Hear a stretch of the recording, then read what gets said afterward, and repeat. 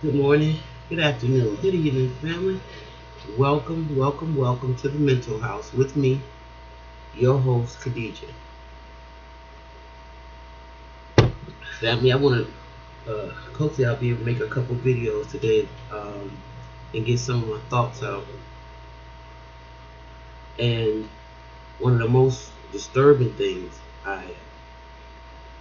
first of all, let me start it like this. Whatever side of the diaspora you're on, let me welcome you. Welcome you, welcome you, welcome you. Facebook subscribers, YouTube family, I want y'all to really, really check out this story. Focus in on it a little bit. And you tell me, how do we, as black people, sons and daughters of descendants of slaves here in America, how do we really have the time and how can we really afford to worry about anything else when our families are being destroyed from the inside out? I don't understand the logic.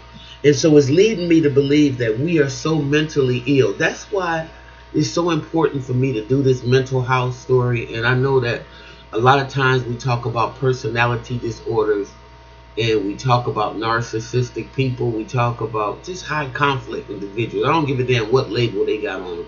Y'all know what they are. It's just really strange to me when I dealt with the realization that 95% of my world, in your world, is with people who have been damaged irreparably. And what I'm seeing is that we are turning out baby monsters into the community because of our own insecurities, our own psychosis, our own mental illness, our own real responsibility. And we can't blame white people for that.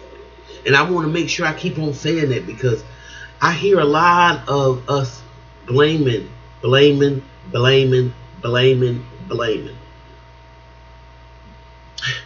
not with that, okay? Because I didn't fall from heaven. I came from hell just like the rest of y'all. Same neighborhoods, the same. Everybody wasn't raised in the project. But I know what it's like to live amongst my people. Some of us were brought up in different conditions, and that's no reason to look down on somebody, but it is a reason to make a distinction and a separation and a discernment about how you're going to perform. Okay, when I grew up, most of the people in my neighborhood and in my time had two-parent households. It was just a given.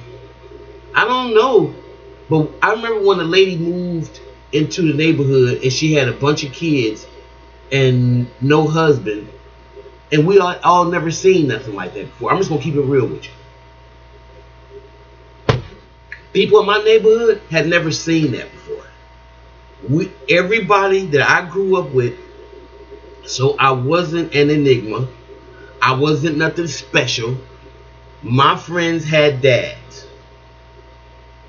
Every summer, like I said, that's why I like that movie Johnson Family Vacation, because anybody that's probably around my age, every summer we went down south to stay with relatives, whether you wanted to or not, when school got out. And most of us went to the neighborhood schools. We weren't bused. Okay? So we had a real sense of community. And that's so important, y'all.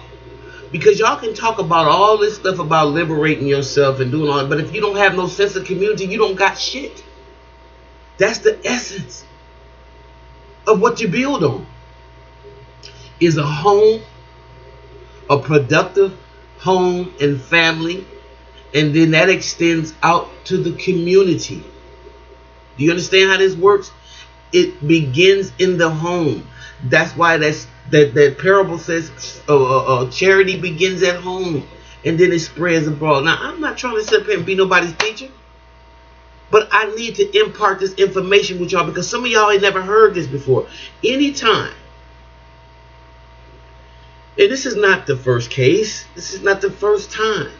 Y'all remember that little scene in Boys in the Hood where the dude came in, he was bringing a barbecue, Trey was bringing a barbecue dinner home to his dad, and the baby was out in the middle of the street because his mama was in the house smoking crack. See it all the time in the summertime, especially.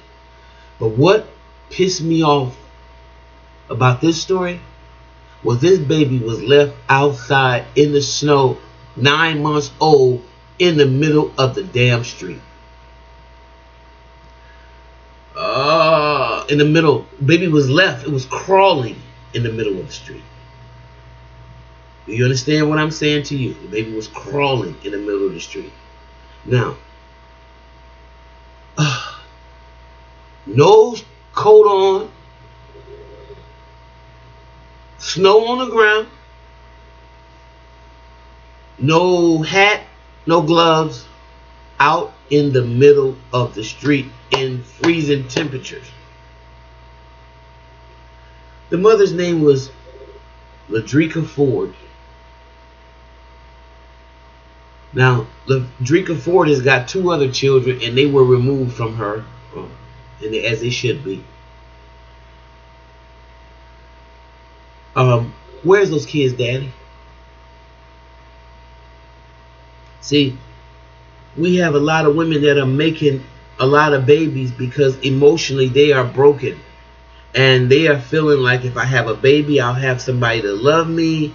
Or if I have a baby, you know, I can get some financial help and then I can start my life off this way because my family life is so bad. I just want to have a baby and get out. All of these are the wrong reasons to have children. All of them. We don't know that. And if somebody could tell us that we need to work out whatever it is emotionally that we need to deal with, what we feel bad about, insecure about, hateful about, sorry about, sad about. If somebody could just put us on the path to working out those things before we start reproducing and having children, we'll probably be a better, productive society. But I'm here to tell you, ain't nothing going to work, ain't nothing going to change, ain't nothing worth messing with unless your family is first. And that's your first commitment to the first people that you're responsible for being on earth.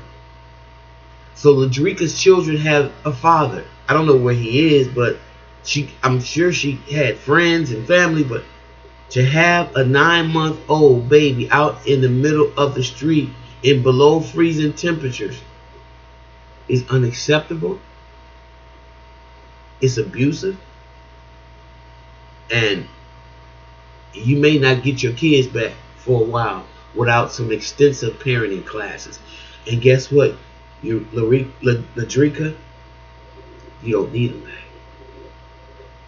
You don't need it. So now you're setting them up on a course of events that's going to change their life because now they're going to be in foster care.